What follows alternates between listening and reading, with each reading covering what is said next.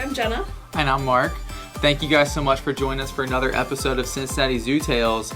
It's just Jenna and I today, no guest, and we're here to give an update on Fritz, our baby hippo. We're excited to talk about it. A lot's changed since our last update, for sure. I'm trying to figure out if I can remember things well enough to share all of the details. It's been a whirlwind the last 2 months, that's for sure. Oh my gosh, we have been so busy. I don't know if anyone noticed, but we missed out on putting out a podcast yesterday when we normally would have. It's October 20th, it's a Thursday. But things came up and we've been so busy at work, so we're sorry about that I don't know if anyone noticed. I like to think someone noticed, right? Sure. My parents out there listening, they probably noticed. Shout out to y'all. But yes, we wanted to give an update on Fritz in the intro. So if you haven't heard, we have a magical bloat, a family of 4 hippos. It's really cool to see them all together. And it was kind of a stressful time to make this happen. We weren't really sure how things would go. We, did intros with Fiona and BB and Henry way back in the day, but it was such a different situation. Mm-hmm. And I was completely wrong about the Fiona introductions. I thought BB would be much more accepting of Fritz and Fiona interacting than she was. I was too. When we first went to introduce Fiona, this is late August, like August 24th, I think was the first day they were together. I had thought, surely BB and Fiona have such a strong bond. This is going to take maybe a day or two, right, for them to be comfortable. They'll sleep together in no time. They'll be eating together in no time. That's not quite how it played out. Exactly. I thought all of those things too. And just a reminder, Fritz was born on August 3rd.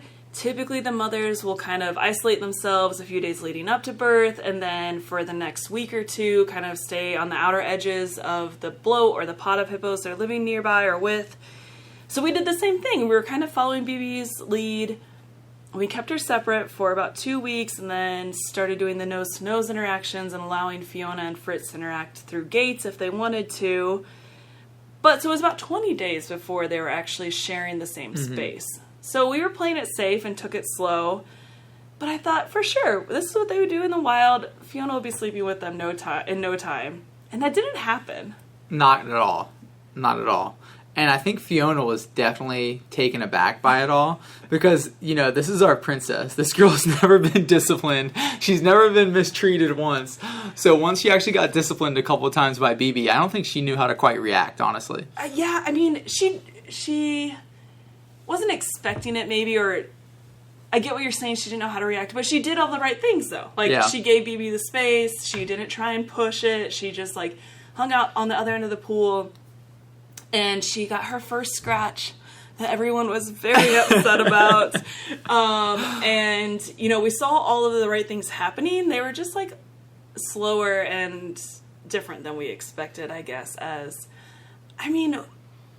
we're not experts on hippos. We know a lot, but when you think about it, me personally, I've worked with 2 adult males, 1 adult female, now 2 babies, but it's not like I have decades of experience with all different sorts of hippos or introductions or anything. And I feel like a general rule of thumb with wild animals, right? They're always going to surprise you. Something's going to go unexpected.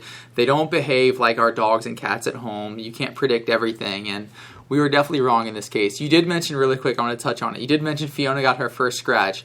That was something we expected, right? Yes, it wasn't anything that took us by surprise. Not at all. That's how hippos communicate with their mouths. Yeah. And BB had to back her off some way. She couldn't come out punching, She doesn't have the arm length to do that. And so she needed Fiona to back off. She would use her mouth, and, their skin is 2 inches thick. They produce this blood sweat that helps them heal really quickly. So, we weren't worried about any of that. None of our hippos have ever needed veterinary care because of these scrapes, even deep cuts that they get, or gashes from fights.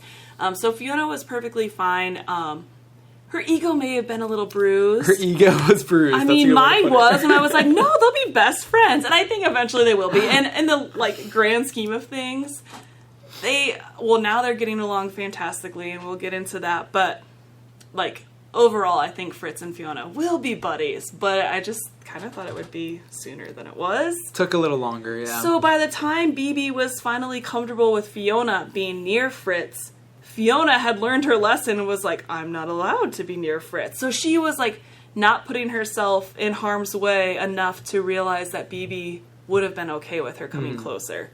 So it kind of got to this point where we were seeing progress, but it slowed down a little bit. And then it picked up when we started seeing them, like, Fiona is sleeping 10 feet from BB and Fritz without BB reacting at all, and Fiona getting a little bit closer and a little bit closer. But she still wasn't coming to the wall for, like, the tours and things that, you know, her and BB would always eat right next to one another. Like I said, even if BB wasn't going after her, Fiona just wasn't putting herself in that position for it to happen or for her to interact with Fritz. So we couldn't really see how that would go. But we were seeing progress. Like, they were getting closer and closer. And in my mind, we wanted to see them sleeping together as, like, a group of 3 and be really strong and back to, like, the old BB and Fiona. Yeah, that kind of bloat behavior, right? Yes. Yeah. Before introducing Tucker, we didn't want to add any stress to BB and cause her and Fiona's, like, progress to go backwards, right? But our boss, like, we have to give her a shout out. Christina, like, kind of convinced us that this was the right thing to do. This is what they would do in the wild, and we decided we should introduce Tucker. This was last week, so October 13th, I think, or something. Yes. We put all 4 of them together, and I'll back up and say, with animals, like you said, you can't predict anything, and you can try your best to guess what might happen based on how well you know them and their behaviors in the past and that sort of thing.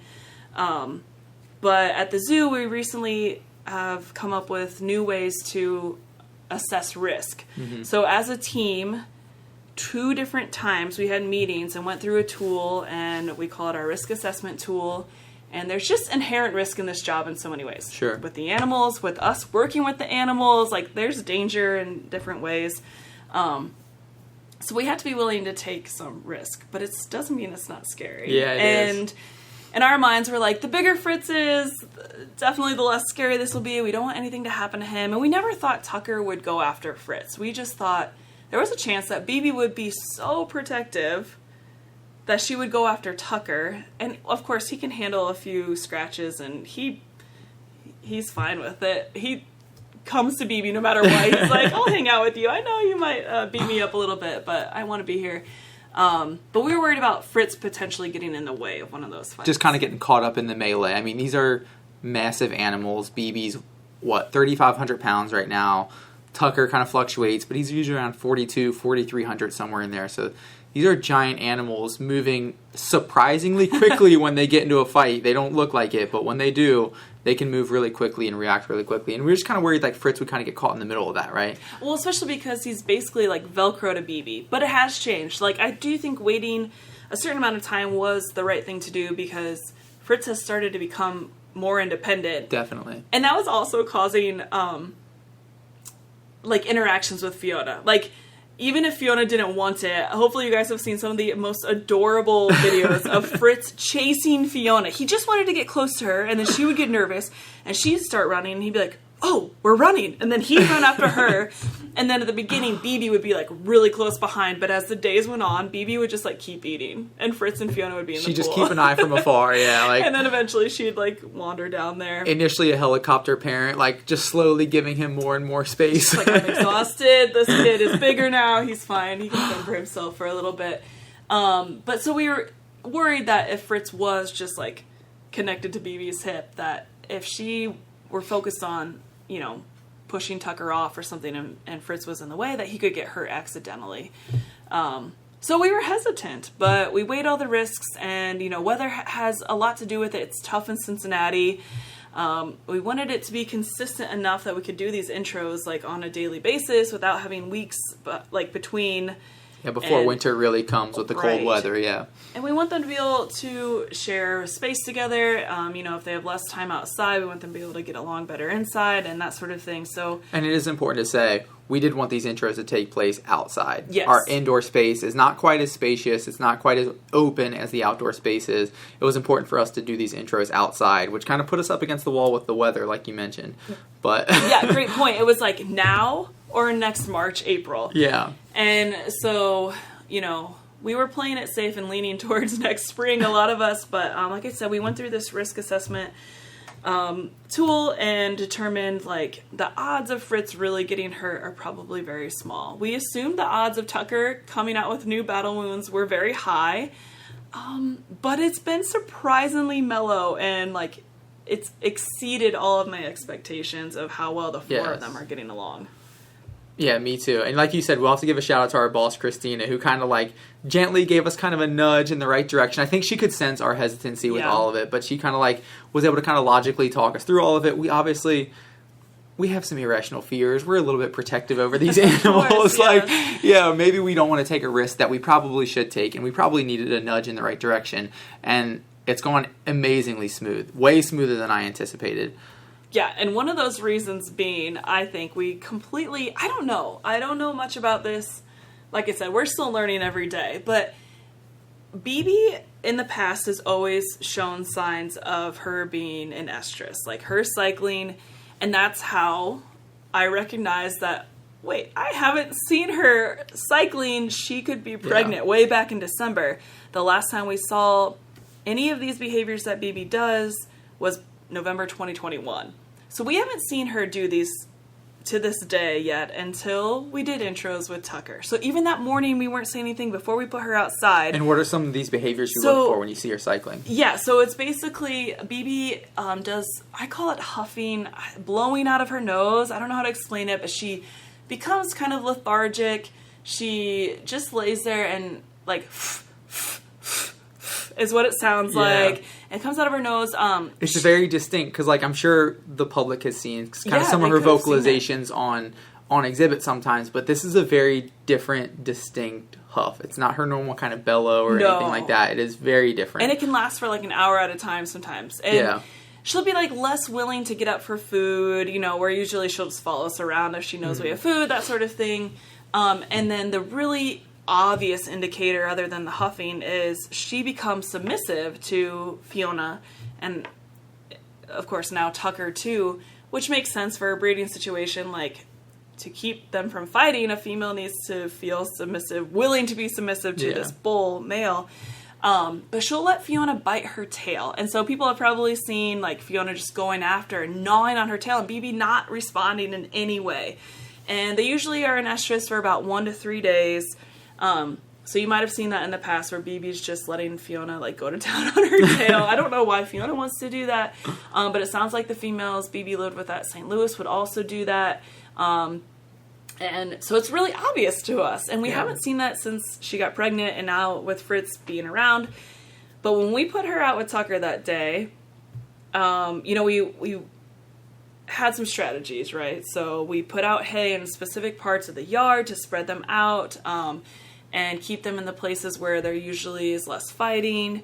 We sent Fiona out and then brought BB next to Tucker and sent Tucker outside while BB was literally watching the door open and watching Tucker go out, so she wouldn't be surprised at all. Yeah. And then waited for Tucker to move further down the habitat and put BB out. And of course Fritz with her. And it was just I was so nervous. I had 2 nightmares the night before. I hardly slept. I think we were all how is this going to go? Yeah. Because we just love Fritz so much. And we're just, I don't know. Yeah, we wouldn't Looking back, I'm why were we nervous? But, of course. Like you said, we just have some irrational fears, and we're just protective, right? I mean, don't get me wrong. There have been weird cases where, hippos can hurt each other. Or intros, maybe if nothing terrible happens, they just don't get along. And that would have been no fun for too long. So, you guys were all out front, and I closed that door when it was safe. I walked in the stall and looked out the windows, and there were just 4 hippos. I mean, 3 of them were, I was about to say 4 hippos eating, but 3 adult hippos eating, a little baby hanging out, like checking out It's like the hay. 3 1/4 hippos right now. And it was just so amazing. Yeah. Like, what is happening? What is happening? So I went back out front where everyone was. The team was watching. And, like, BB did rush at Tucker a few minutes later and, like, backed him off. And they all ended up in the water. And then, what, like 5 minutes later, they just started breeding. Yeah. I mean, it does make you wonder, though, like, was it just happenstance that, like, this happened to just coincidentally be the perfect time for BB to be in estrus and we matched up the breeding just coincidentally? Or was it, like, induced? I don't know the answer to that. That's what I was asking. Yeah. I don't know that either. Any hippo experts out there, please email me. We gotta get to Louisa. We gotta ask Louisa. Yeah, we should. I wonder if she does know. Obviously, she knows so much about reproduction, but I don't know if she knows about hippos. I've never heard of, like, induced ovulation or anything with hippos. I don't know if induced, like, estrus is a thing, but like, for long-time listeners, that's something with, like, the Sumatran rhinos that they discovered, that Dr. Rolfe and the crew team were able to discover, was, like, they were induced ovulators. You had to introduce the male and the female, in order to get the female to cycle and be able to get pregnant and solicit breeding. But I don't know if this was one of those cases where the introduction of Tucker to BB introduced those kind of behaviors to her, but I don't know. It would seem almost too coincidental for it to work out timing-wise. And it was just so weird that, like, the day before and that morning, she wasn't doing any huffing. She wasn't, like, acting submissive with Fiona the day before. Like, I don't know. It just was so weird. But it worked out perfectly because they ended up breeding, and I mean, everyone right now, let's cross our fingers and knock on wood that her birth control is working. Yes, it is. It's working, for sure. Yeah. We do not need any more babies, but... she's on a new dose. Yes. She's on a new dose. She'll be good. But they bred for like an hour and a half, which, one, just kept them from fighting, so that was amazing. But because of that, BB was preoccupied, and she was letting Fiona and Fritz... interact. Well, not letting. Like, Fiona was just like, oh, Mom's busy. Yeah. I'm going to be brave right now. Like, and they were interacting for so much of the morning. And then Fritz and Tucker went nose to nose and were so close. And BB didn't react at all because she was in this, like, submissive, hormonal state that just, like, I don't know, chilled her out. So it was, like, it was amazing. But we were all like, okay... This was, what was that, Thursday. So I was like, okay, maybe Friday, Saturday will be okay. Come Sunday, Monday, this might be, like, chaos. And there was a change, for sure. A noticeable change, yeah. Come, like, Sunday, Monday is kind of when I had noticed it, yeah. It wasn't like she was in love with Tucker and wanted him to be around all the time, but it went way better than we ever could have expected, and they're still doing great, and...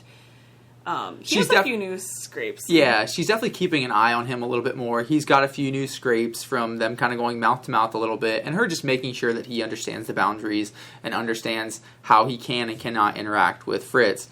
But overall, it's gone much smoother than I had anticipated. It's been amazing. Yeah, I feel like they're getting along better than they even did before Fritz, like her and Tucker in a way. And it's just been amazing. We're seeing BB and Fiona interact way more now, and they're all, like, the three of them, Fiona, Fritz, and BB, are coming up to the wall together. They're laying and, like, resting on top of one another again. We're seeing them in the fishbowl, or I don't even know how to explain the fishbowl to everyone, but there's this little area, you guys probably call it her throne, or her shelf. Yeah, like, Fiona's sitting up higher. It was supposed to be a place for the fish to go, so they had a safe, like, hidey space, but the hippos use it as seating, basically. So Fritz and Fiona have been up there with BB next to them, and they're eating next to one another. It's just been really great. So I don't know, it worked out. Knock on wood, yeah. It worked out so well, and it truly is magical. Like, seeing all four of them together is super cool. Yeah, not to mention it's made cleaning a little bit easier over there. No more shifting hippos and cleaning around them, and the minute you clean a stall, switching them, and it's definitely been helpful. That was the worst, is when Tucker was stuck inside for part of the day while BB and Fritz were while Tucker was inside, when BB and Fritz were outside, you would clean up a stall. And then the minute Tucker had access to it, you have this nice, beautifully scrubbed stall. Tucker dunk showers all over it. There goes your hour's worth of work, like right down the drain. You just have to accept it and be like, I cleaned for today. We'll do that tomorrow. It's hard to convince your zookeeper brain sometimes. But yeah, it's definitely helped to just have all 4 hippos outside and have an empty barn to clean. For sure. But for sure. And I think it's been really great for the public as well to be able to see all 4 hippos pretty much all day long. I mean, we are bringing BB and Fritz in just a little bit early now, but we're trying to extend that time as much as possible. The longer they get together and the more comfortable everyone gets together. But, before it was kind of, maybe you'll see Fritz if you come to the zoo, maybe you won't. We were kind of basing it around our intros with Fiona and BB and Fritz while still also trying to get Tucker some time outside, and we're kind of juggling all those factors. And now it's just like, nope. Everyone's together. Everyone seems to be getting along well, so. Yeah, and as they should. That's one thing that our boss pointed out. Like, they live in large groups. They're social, like, gregarious. They don't necessarily form really strong bonds with all of these other hippos in their bloat, but they're used to being next to one another. So, and we knew that. We all knew that. It's not like it was news to us, but it helps sometimes to have, like, an outsider come in and point those things out, of course. A fresh point of view. Yeah. They're doing great. We're all very excited. We are keeping our pool warmer this winter. So we used to keep it just warm enough to kind of keep the fish comfortable. But because of Fritz being smaller and the hope of getting them outside more often and having a lower temp break for them, we were keeping the pool at like 75. So even on a 35-degree day, that water should be perfectly fine for them. So we're hoping if Fritz continues to do well, and which I don't know why he wouldn't. He's about 275 pounds. 275. Yeah, he slowed down a little bit. Like, he was 273 on Tuesday, and he had been gaining like 3 to 5 pounds a day. So he's probably only gaining. Well, we'll see. I can get a few more weights over the next few days, but it seems like he's probably just 1 to 2 pounds a day now, which is still a lot, but he'll hit another growth spurt in there at some point. Yeah, we'll see.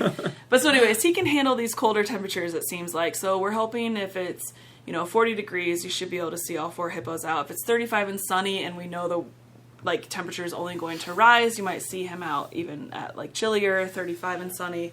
But of course, we can always base it on day to day, and it's at keeper's discretion. So if you guys come and they're not out, you can always check back later in the day if it's warmed up some. Cincinnati weather is always, you never know. It's going to be like 80 on Sunday, I think. Yeah. And it's 55 today, so. And we just got a frost last night, but. Yeah.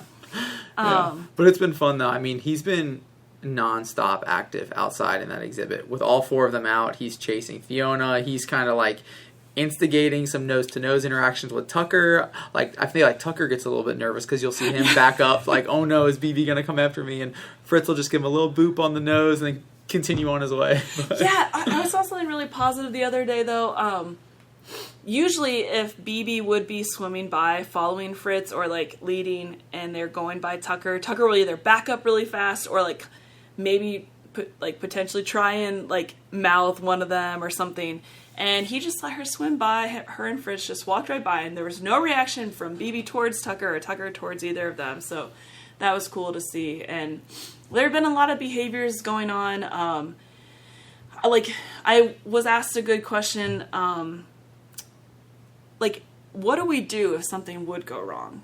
And there's really not a whole lot. And I think that's the main reason intros feel the scariest, right? Like, it's not just a regular introduction where you can go in with an animal and separate them manually if you need to. It's not even an animal that if something happens, they're on land. Like, they could literally, like, there's the water element where Fritz were, like, being smushed against something, like, he wouldn't be able to breathe, even if he was fine, like, so there's, like, all these extra elements when it comes to water and, like, these giant animals that you can't share space with, and nothing, like, hurts them. Like, one of our options is to throw, like, a cantaloupe at their head, which, if they were in a real fight... That's not going to affect anything. I don't know what they would do. Of course, we don't throw cantaloupes at their heads, but I wonder if it would even get them out of their daze. Yeah. But so our options are, like an air horn...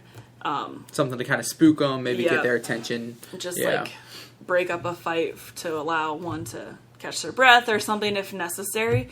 But thankfully we haven't needed that, but there really isn't much we can do. And I think that's one of the reasons, you know, like we can't close a gate between them when they're out in the pool. There are certain ways you do or intros with other animals that makes it a little bit, you just have more options. Not necessarily easier, but and at the end of the day, if things go really sideways with a lot of animals, you can kind of forcibly, manually separate them if you really need to. And you can't force a 3,500 pound, 4,000 pound hippo to do anything. No. They're going to do exactly what they want. Definitely not. And when they have something on their mind, food doesn't even always like do anything. Or convince them to move or whatnot. But we've had some questions about like, why do they use their mouths so much? And I mean, obviously it's a lot of us just watching and observing and kind of not guessing, but interpreting. Yes, interpreting. That's a good way to put it.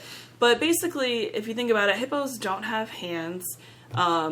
They can't hug one another. They can't hold one another. They can't, like I mentioned, like jokingly, they can't punch one another. You know, so they use their mouths for good and bad like behaviors. So if you see Fritz like kind of gnawing on or biting one of them, it's him just kind of like testing the water, seeing how far he can get. If he's specifically interacting with their mouths, that's a way they get to know one another. As far as, you know, the research we've read and the things we've seen with the intros with Fiona and BB, and, you know, Fiona basically walked into BB's mouth the first time they met, and BB just let her explore.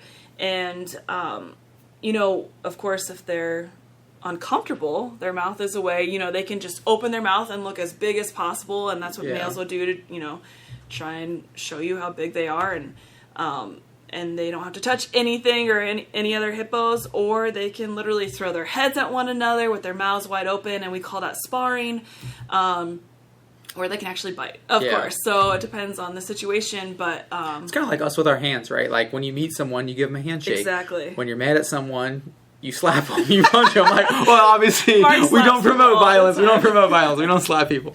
Like maybe one of my brothers or something, but that's not it. But yes, it's just a way that they communicate, and we may not be able to understand it or interpret it perfectly, but they use their mouths to communicate and investigate and get to know one another. And of course, they have vocalizations that they can use to communicate. I've heard Fritz doing little grunts, but I haven't heard him bellow yet. And then, you know, research is showing that there's a good chance hippos actually are vocalizing in ways that we can't hear. So underwater, they're probably communicating. There's a potential they're using like echolocation type ways of communication. Their closest relatives are whales. So they could be making noises that are much lower or higher than humans can hear. And it makes sense because sometimes if you're watching them with the awesome underwater viewing, you'll see one, they'll like kind of like turn towards one another, but they'll still be feet apart. Yeah. And just one of them will just kind of turn away. Like something was communicated, but you didn't hear anything. They kind of react simultaneously, and you can tell that something is going on between the two hippos. But yeah, like you said, I don't know if they're auditorily communicating, or maybe they just like are kind of sensing the ripples in the waves or feeling the movement of the water or something, but they definitely communicate underwater somehow. Yeah, definitely. So it'll be interesting as more research comes out to learn more about that. But yeah, and then of course you can tell they're getting along if they're sleeping and relaxing on one another. And even if Tucker's in the middle of the pool, if everyone's relaxing, you know that it's going well. Like their guard is down, they're not stressed, and that's a good thing to see. So yeah. Is there anything we haven't... I'm trying to think if there's anything else we should touch on. I don't know. I mean, the intros have obviously, that's been eating up a lot of our time these last couple weeks. We've been trying to...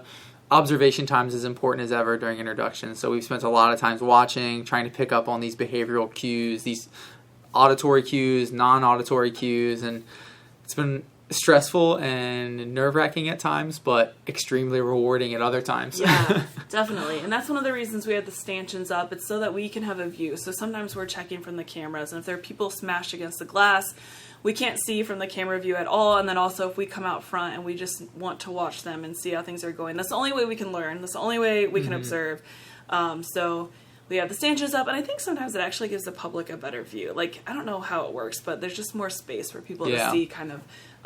So I'm not sure how much longer we'll have the stanchions up, but that's the reason we have them, so we can have a better view and observe as we need to.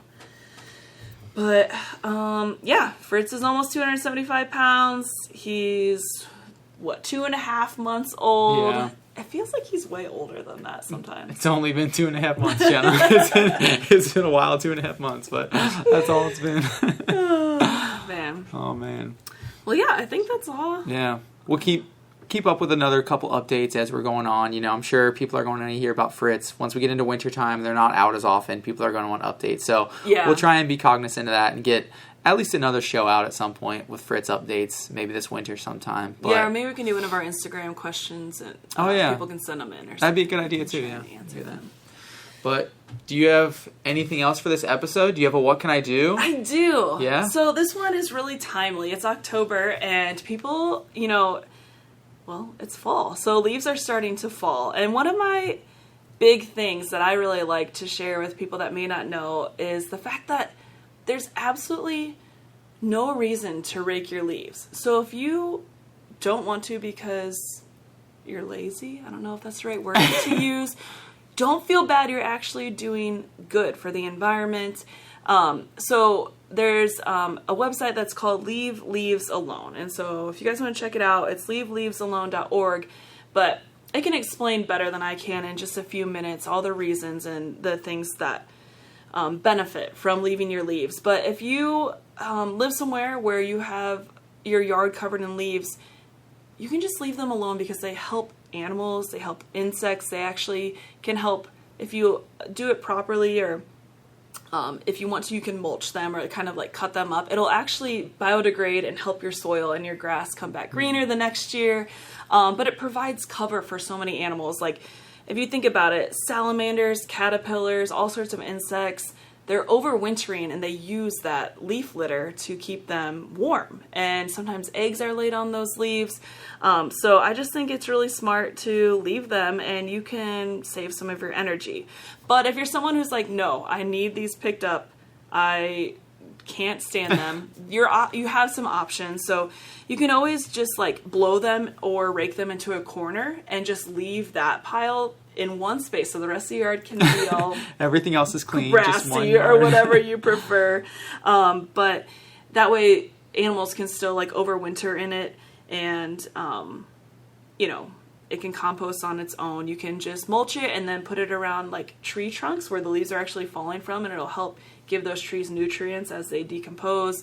So there are ways, and again, you can look up leaveleavesalone.org for a better explanation, but my what can I do is don't rake your yard. Or if you want to do it for some fun, like pile to jump in, leave that pile Leave there. that pile. I mean, birds find bugs in there to eat, so the bugs that are overwintering provide food for the birds. It's soil nutrients. It's going to provide shelter for small mammals and, toads and fireflies and frogs and everything. So I just think it's a really good one that requires you to do nothing. I was about to say, this might be the easiest what can I do we've ever had on the show.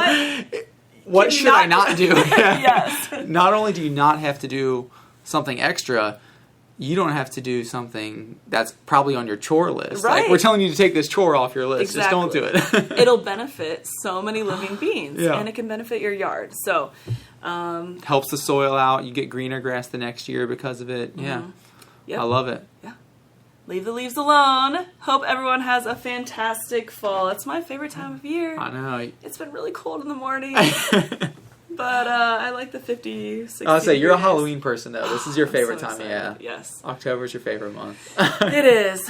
Okay. Well, thank you all so much for listening. Yeah. We hope you enjoy fall as much as I do, and Halloween. Yeah. Thank you guys, and thanks for everyone for the interest on Fritz and BB and Fiona and Tucker. It's obviously been a ton of fun with us keeping up on it. We're excited to see where it goes next. Things have been going great so far, so keep up the support. We really appreciate it. Leave those leaves alone. Yes. That's all we got, I think, right? Yeah. Until next time. Until next time, thank you all for listening. Have a good one.